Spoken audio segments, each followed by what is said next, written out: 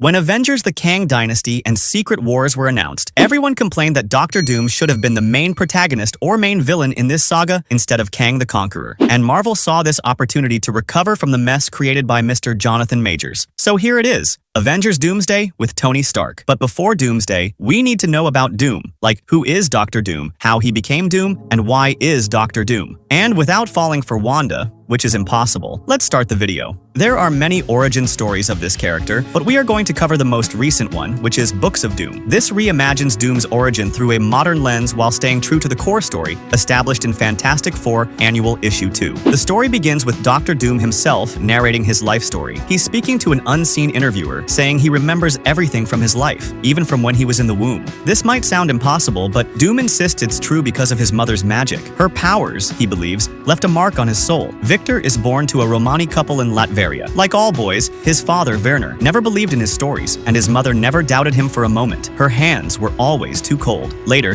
he discovers that his mother was a sorceress who dabbled in dark arts while his father was a healer. One day, Werner tried to explain to her that she should stop using magic because they now had a family, but she insisted that their people were constantly in tatters, barely one step ahead of the Baron's persecution, and she could fix it all with that power. His mother didn't understand the sacrifices her desires would demand, nor that the power she sought would be beyond her ability to control.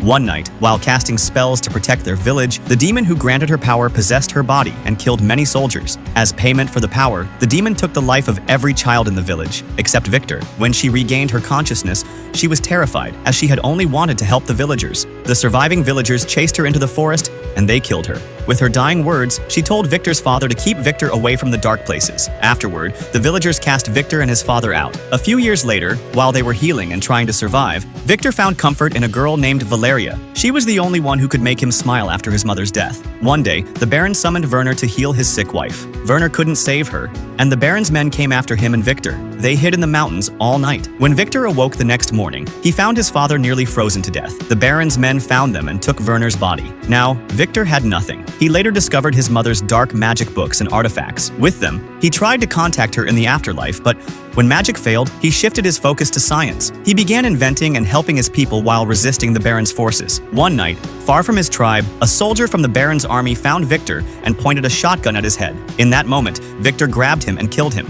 Soon after, an American journalist offered Victor a chance to study abroad in exchange for his skills. A U.S. military general arranged for Victor to attend college, where he developed weapons for the military. Victor wasn't the only genius in the lab. He worked alongside a bright student named Reed Richards. Together, they created robots and bombs for the military, and in return, Victor gained access to advanced equipment to build his own lab. One day, Reed entered Victor's room, noticed his calculations had errors. This angered Victor and bothered him, as Reed's intellect challenged his own. Victor returned to his lab and, for weeks, attempted to contact his mother in the afterlife. At some point, he reached her, and it was revealed that the demon who had captured her soul was none other than Mephisto. His mother told him to flee, but Mephisto touched Victor's face. In the real world, only a few hours had passed, but his machine exploded, disfiguring his face. Victor decided to leave America and destroyed every invention he had made for the military. After leaving, he returned to Europe. The Baron's soldiers and U.S. forces pursued him. They used Valeria, the girl from his past, who unknowingly lured Victor into a trap. Suddenly,